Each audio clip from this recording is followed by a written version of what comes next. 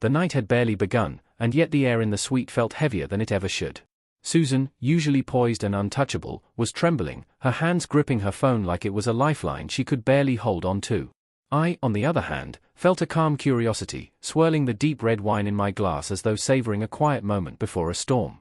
Who is this?" she whispered, her voice cracking, eyes wide as she stared at the screen. The confident, untouchable woman everyone knew had vanished, replaced by someone panicked and uncertain. I set my glass down slowly. "She's a friend," I said casually. "A friend who apparently needed some company tonight." Susan froze, disbelief etched across her face. "A friend? You mean, you've been keeping someone else?" Her tone wasn't angry, not exactly, it was shock. The kind of shock that comes when your carefully controlled world suddenly feels unstable. I tilted my head, keeping my voice calm. "You left me alone to take care of Marco, didn't you? All night, on our wedding night. Completely innocent, you said." Her lips parted as if to argue, but no words came. She opened her mouth again, finally forcing out, "Zachary, don't be unreasonable. I was helping a boy who was all alone. It wasn't the same, he needed me." I raised an eyebrow, swirling my wine. "Needed you so much that you could abandon your husband?" Susan's hands tightened around the phone, knuckles white. She opened her mouth, trying to regain control, but before she could finish, the phone vibrated again. Another message. "Hubby, I'm here. Can you let me in?" Susan's face drained of color. Her voice became a shrill, panicked whisper. You can't, she can't come here." Ignoring her, I set my wine down and walked to the door. Outside stood a young woman, her expression calm, almost daring. The door clicked open, and suddenly, the carefully constructed balance of our lives felt like it was unraveling in an instant. It was the start of a night that would change everything. The next morning was unusually calm, a stark contrast to the chaos of the night before. Sunlight streamed through the curtains, illuminating a living room that looked like a battlefield. Broken glass, scattered papers, and remnants of our wedding celebration littered the floor. Susan's wrath had left its mark, but I moved through it with a quiet detachment, brewing a cup of coffee and ignoring the flurry of missed calls on my phone. Iris, still asleep on the sofa, looked serene, almost untouched by the storm that had erupted around her. Her presence was strangely comforting, and I let her rest while I assessed the damage. The shattered wedding photo caught my eye, a frozen moment of forced smiles and public perfection now lying in pieces on the floor. Just as I took my first sip of coffee, my phone rang. It was my father-in-law. His voice, raw with anger, blasted through the line. "Zachary, what have you done to Susan?" I leaned back, unbothered, replying evenly, "You might want to ask your daughter where she disappeared to on her wedding night, Dad." There was a pause, then his voice rose again. She loves you so much. How can you treat her this way? Everything you have, it's because of me." I laughed lightly, shaking my head. "You're forgetting something. Everything I've built, I earned myself. And as for the help you got from me back then, it came at a cost, didn't it? Far more than your salary over 10 years. Silence followed. He hadn't expected that. Susan's carefully crafted narrative, that I was some lovesick fool, was unraveling, and he could feel it. I hung up before he could recover, taking another sip of coffee. At that moment, Iris appeared, stretching languidly, her long hair catching the morning light. Barefoot, wrapped loosely in my shirt, she moved with effortless grace. She came up behind me, pressing close. "Hubby, is she ever coming back?" she murmured, nuzzling my back. I turned, pinching her chin gently. "Not if we don't want her to." Iris tilted her head, eyes sparkling with mischief and curiosity. There was an unspoken understanding between us, a night of chaos had shifted the balance, and suddenly, the rules of our world felt rewritten. The morning was quiet, but I knew this was only the beginning of a much larger game. Iris's eyes sparkled with mischief as she tilted her head, a calculating gleam behind her playful smile. "I just want to be with you," she murmured. "I don't need a title, a perfect role, or endless pretense. You buy me what I like, and I'm happy. Being a wife sounds exhausting anyway." I chuckled. That was exactly what made her irresistible, her clarity, her honesty, her refusal to hide what she wanted. I gently patted her cheek. "Go get dressed. We've got a day of spoiling ahead of us." She jumped up with a grin, planting a quick kiss on my cheek before disappearing back into the bedroom. I glanced at my phone. Susan's messages were relentless, a torrent of accusations, insults, and dramatic pleas, but I silenced them. This little performance of hers was losing its power. The day unfolded in bright, indulgent chaos. Iris and I explored the latest collections at the mall, her selection stylish yet perfectly within the budget I'd set. I treated her to a luxury watch and several handbags, enjoying the rare simplicity of someone who never demanded more than what felt right. As night fell, I took her to a high-end Japanese restaurant, the one Susan had always mentioned with longing but always declined in public. I watched her delight as she admired the river view through the floor-to-ceiling windows, every gesture natural and uncalculated. Meanwhile, Susan's call came in, this time from a new number, her voice sharp and frantic. "I'm with Iris," I said calmly, picking up a slice of sashimi. "I don't have time to argue." She tried to pull the power card, mentioning her father's influence, but I cut her off smoothly. "If you want to challenge me, go ask him yourself." The line went silent, and I turned my attention back to Iris, who watched me with wide, curious eyes. "Kids shouldn't ask so many questions," I teased, placing a bite of tuna on her plate. She nodded obediently, content to enjoy the evening without interference. Later, I brought Iris to an apartment of mine, a space meant entirely for her. She spun around in the living room, eyes shining at the view of the river below. "This is amazing," she whispered. She wrapped herself around me like a playful kitten, her excitement uncontained. Just then, my assistant called. Susan was at the company building, demanding to see me, surrounded by reporters. "Let her," I said casually. "Iris, go freshen up. I'll handle this." At the building, Susan sat on the steps in a carefully chosen white dress, light makeup emphasizing her delicate features. The cameras captured her every move as she jumped to her feet, rushing toward my car and slapping the window. "Zachary! How could you?" she began, voice trembling. I rolled down the window slowly, looking at her with cool detachment. "Are you done?" I asked.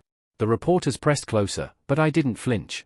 Susan's tears and accusations spilled for the cameras, yet all I felt was the quiet certainty that the rules had changed, and she no longer held the upper hand. The murmurs of the crowd grew louder, the flashes from cameras stinging like fire as Susan's sobs filled the air. I stayed firmly in my car, calm and deliberate, pulling out my phone. "Hello, I'd like to report an incident," I said evenly. "Someone is causing a disturbance at the entrance of my company, seriously disrupting operations, and defaming me in public." Susan froze, her eyes wide in disbelief. "Why you're calling the police on me? What else would you expect?" I replied, pocketing my phone. "Director Susan, you know the law. Creating a public scene and spreading defamation? That carries consequences." The reporters blinked, unprepared for such a measured response. Susan's face shifted from red to pale, her carefully rehearsed narrative crumbling. She had assumed I would be flustered by public opinion or sentimental about our marriage, but I didn't care. By the time the police arrived, Susan and the reporters were ushered inside to give statements. I followed calmly, presenting myself as the victim. The officer in charge, a middle-aged man with a neutral, conciliatory expression, glanced between us. "You're married," he said. "Couples fight, make up, why drag this to the station?" "Officer," I said, keeping my tone steady, "she didn't just argue with me. She assembled a crowd to block my company entrance, publicly defamed me, and threatened my safety." Susan's head snapped up, indignant. "When did I ever threaten you? You told me if I didn't see you, you'd die downstairs at my company," I replied, coldly precise. "Threatening enough, don't you think?" Her face flushed and faltered. I turned to the officer. If she had actually caused an incident, who would be responsible? "My legal team has already gathered evidence and is preparing a formal complaint for defamation." The officer's expression grew serious. "Miss Susan, your actions are excessive. Family disputes belong in private. Bringing a crowd to intimidate and defame is unacceptable." "She cheated first," Susan blurted, voice trembling.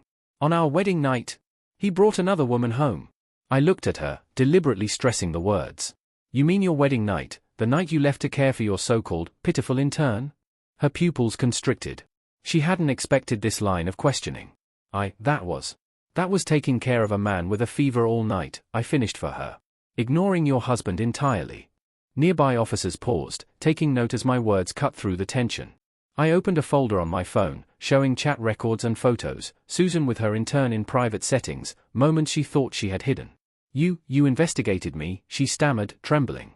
"Getting to know my wife," I said simply, tucking the phone away. "Officer, this is no longer a simple family dispute," I continued. "She committed infidelity during the marriage and is now attempting to destroy my reputation." Susan lunged toward me, trying to snatch the phone. "Delete those photos. You can't do this." The officers held her back. She rammed out a string of incoherent pleas about love and devotion, but I ignored her.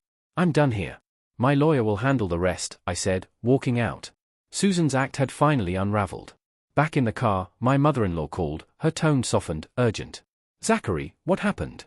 Why was Susan taken by the police? Hurry and get her out, there's no marital grudge that lasts overnight." I started the engine. Mom, she cheated and then tried to publicly ruin me. I don't want to see her right now. There was a pause, then a shaky whisper, she loves you so much. Is it about that in turn, Marco? I cut her off. Soft-hearted or not, she spent my money on him. A car, an apartment, even funds from her own company for his startup. Heavy, uneven breathing came through the phone. All of this is true. I replied steadily, I have the transfer records and evidence to prove it. Everything Susan had built as her perfect wife image was collapsing, and now the truth, the facts, were firmly in my hands. The aftermath was swift and ruthless. Once Susan's misdeeds, the affair, the embezzlement, the financial favoritism toward Marco, were exposed within her company, there was no room for negotiation. She was immediately dismissed and ordered to return the $300,000 she had misappropriated.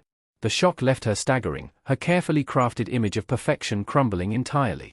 She came to my company a few days later, this time alone, without the cameras or an audience to dramatize her despair. She grabbed my arm, her voice trembling. Hubby, I was wrong. Please forgive me. There's nothing between Marco and me. He seduced me, it's all my fault. I only love you. I shook off her hand with disgust. Haven't you done enough with this madly in love act? Her eyes widened, confusion and fear overtaking her usual composure. What do you mean? I knew from the start, I said slowly, letting each word land. From the moment you pretended to casually ask about my assets and then pursued me, you were acting. I saw through it all. Susan staggered back, her face pale. You knew. Of course I knew. Did you really think I was bewitched by you? I let out a bitter laugh. I played along only to see how far your act would go. She whispered. You used me as your loyal husband to satisfy your vanity. I used your father's connections to get the qualifications I wanted. It was a fair exchange, nothing more. No, that's not it, she pleaded, shaking her head. Love me? I stepped closer, my voice cold. Running off on our wedding night to take care of another man, is that love? Using my money to keep another man, is that love? Susan, you disgust me. Her final defense shattered. She slumped to the ground, hollow-eyed. Then, why did you marry me, if you knew all along? Because, I leaned close, my voice low and deliberate, letting the weight of every word hit her.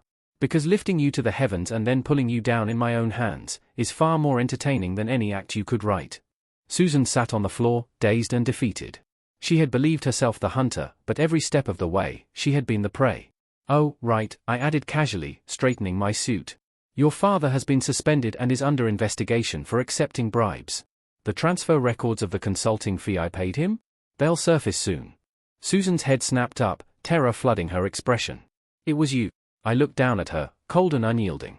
Did you really think I was playing along all these years for fun? Her body trembled as she screamed, lunging at me. I sidestepped easily, letting her crash back to the ground. Susan, I said, turning to leave, what you should be worrying about now is yourself. Embezzlement, your father's case, your whole family is finished. A few days later, Marco reached out on his own, fear and flattery dripping from every word. President Zachary, she's unhinged. I have nothing to do with her. She's the one who harassed me. I listened calmly. I see. How much evidence do you have? He named his price, $500,000. I transferred it immediately. Send me everything. Then leave this city. Forever. Within hours, Marco delivered chat logs, messages, and intimate recordings that sealed the final chapter of Susan's deception. Everything she had tried to hide was now in my hands, the full story laid bare, and her empire of lies completely dismantled. The final chapter of that drama unfolded with quiet precision. I ensured the evidence of Susan's betrayal, her embezzlement, her affair, and the explicit materials she had sent reached the right hands. One copy went to her lawyer, another to her company's disciplinary board. Within days, she was formally arrested for embezzlement, her career shattered beyond repair. As for Marco, the pitiful intern, I didn't leave his fate to chance. When he tried to flee the city with the money he demanded, my team intercepted him discreetly. President Zachary, he's secured, my assistant reported. I gave instructions calmly but firmly. He was to be sent to a remote location in Southeast Asia, forced to experience the same isolation he had so gleefully caused. Alone, vulnerable, and far from comfort, a lesson in what it truly meant to be pitiful. Divorce proceedings with Susan were finalized quickly. With undeniable proof of her crimes, she walked away with almost nothing. Her family fell apart as well, her father was sentenced for bribery, and her mother suffered a stroke under the weight of the scandal. When Susan finally appeared before me after her release, she was a shadow of the woman she had once been. Thin, fragile, and stripped of all arrogance, she muttered, "Zachary, you won. I never intended to lose. I never intended to lose because I never intended to play fair, I said simply, watching her stumble away, defeated. Returning to Iris's apartment, I found her practicing yoga, her serene form a sharp contrast to the chaos I'd left behind. She ran toward me with a smile, but I raised a hand. Go wash your face and change. Now. Her grin froze, replaced by obedient compliance. Moments later, she returned, dressed in a modest silk nightgown, her face clean and bare. She sat beside me carefully. Husband, are you unhappy? No, I murmured, pulling her close. She trembled slightly, curling against me. How long have you been with me? I asked softly. 3 years, she whispered. Since my sophomore year in college. And in all that time? I pressed. You've treated me very well, she admitted. Bought me a home, gifts, helped my family. I studied her, a shadow of amusement crossing my face. And how should you repay me? Her expression shifted, panic flitting across her eyes, then replaced by a seductive gleam. She leaned in, hands wandering. Husband. I want you. I pushed her back gently. I'm getting married next week. The words hit her like a shockwave. Her movements froze, color draining from her face. Married, she whispered. Yes, I replied, pinching her chin. But you'll remain my canary, as long as you behave. Tears welled in her eyes. I thought? You thought you could become my wife, I said mockingly. Iris, you need to understand your place. If someone like Susan couldn't outplay me, what makes you think you could? Her hand rose as if to strike but fell limply. She lowered her head, tears dripping onto my hand. Yes, I understand. That's more like it, I said, lifting her and letting her collapse onto the sofa. Tonight, please me. She wiped her tears, undoing the sash of her nightgown. My new marriage, however, was a careful alliance of strategy as much as companionship. Fiona, daughter of a long-standing family ally, was quiet, intelligent, and fully aware of the dynamics at play. Our wedding was grand, her smile perfect, her demeanor composed. I knew she, too, had someone watching from the sidelines and in turn, discreetly observing the proceedings. I raised my glass to him from across the room. Fiona noticed. You don't mind, she asked softly. I replied with a smile, we're husband and wife, aren't we? Yes, she said. We clinked glasses, a silent understanding passing between us. After the celebrations, I returned to Iris's apartment, but she wasn't there. Only a note remained. The stage was set for a new chapter, one where alliances, loyalty, and desire would continue to play out under my watchful eyes. Iris's note caught me off guard. I had always assumed she was the type of woman who only cared about luxury and comfort, but leaving on her own terms, cutting ties, showed unexpected backbone. I dialed my assistant. Check where Iris went, I instructed. Boss, the assistant hesitated, she bought a train ticket to a small city. She's already gone. Transfer the apartment into her name, the car as well, and put $5 million into her account. The assistant paused again. Boss, she stayed with you for 3 years. This is what she deserves. Understood. After hanging up, I sat alone in the now empty apartment. I had beaten Susan. I had beaten Marco. Everyone had been accounted for. And yet, there was a faint sense of boredom. The game had ended too quickly. I scrolled to Fiona's number. I drove to the hospital Fiona had sent. Her pitiful friend was lying in a bed, pale and subdued. Fiona sat beside him, calmly peeling an apple. The man's eyes flared as he saw me. Fio, who is he? He spat. My husband, Fiona replied without looking up. The man suddenly sat upright. You're married? Why didn't you tell me? Why should I tell you? Fiona shot back. I walked to the bedside, picking up an apple, taking a casual bite. Hello? I'm Zachary. Get out, the man barked, pointing at me. Fio is mine, I said with a raised eyebrow. Yours? He sneered. As far as I know, the hospital you're in belongs to my family. The medicine you're taking? Developed by my company. One word from me, and you're out. The man paled instantly. Fiona finally looked at him calmly. Claude, let this be clear, she said firmly. He is my husband. You are my friend. Friend? We are nothing, he stammered. Fiona stood and looped her arm through mine. Let's go home, she said, ignoring him completely.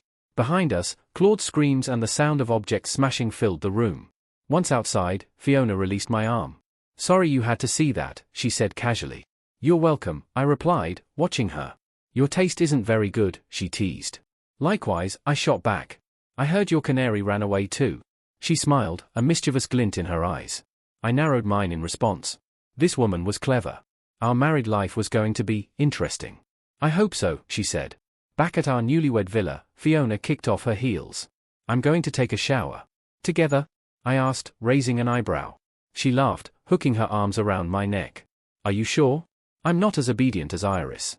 I'm not as devoted as Susan. Then let's try, I said. That night, we didn't speak of interns or past dramas. We simply fulfilled our roles as husband and wife, wild, free, completely absorbed in each other. Susan's fate was sealed. She received a 3-year sentence for embezzlement and defamation. In court, she never dared to look at me again. Her parents sold nearly everything to pay off her father's debts. After her stroke, her mother became half paralyzed and worked odd jobs to survive, while Susan's life crumbled into obscurity. Marco disappeared from my attention entirely, perhaps still toiling in some remote mine, perhaps gone entirely. It no longer mattered. Iris never returned, and I never sought her out. The apartment, the car, the 5 million, she received what she deserved. Fiona and I, on the other hand, maintained our marriage with mutual respect. By day, we presented as the perfect, model couple. By night, we were free to explore our own rules, our own games, together, on our terms. By day, Fiona and I were the perfect couple everyone admired. By night, our lives followed rules of our own making. Claude, her persistent friend, had recovered and continued to harass her, while I had quietly chosen a new canary, a young college student, more beautiful than Iris. Fiona knew, and never questioned me once. One evening, Claude forced his way into our home, pointing at Fiona, cursing her as a promiscuous woman. I arrived just then. Seeing me only fueled his rage. You cowardly turtle, I said calmly. Letting your wife entertain men while you sit there? Fiona frowned. Claude, get out of here. I'm not leaving. Theo, come with me, he can't give you happiness. I calmly removed my coat and handed it to the servant. Then I approached Claude. Do you know why Fiona didn't choose you? I asked. Claude froze. Because you're too stupid, I said, and with one precise punch, he went down. You think you're her prince on a white horse, I continued, standing over him. You're nothing but a tool she used to resist her family's arranged marriage. Now that we're married, your usefulness is gone. Claude clutched his face, staring at Fiona in disbelief. She remained expressionless. Throw him out, I commanded the security guards. Theo, Claude stammered. I told you long ago, we were over, Fiona said simply. You insisted on humiliating yourself. Claude was dragged away. Fiona turned to me, straightened my tie, and said with a smirk, nice punch. Thanks for the compliment, I replied, wrapping an arm around her waist. Free tonight? I asked. She stood on her tiptoes, her lips brushing my ear. That depends on your performance.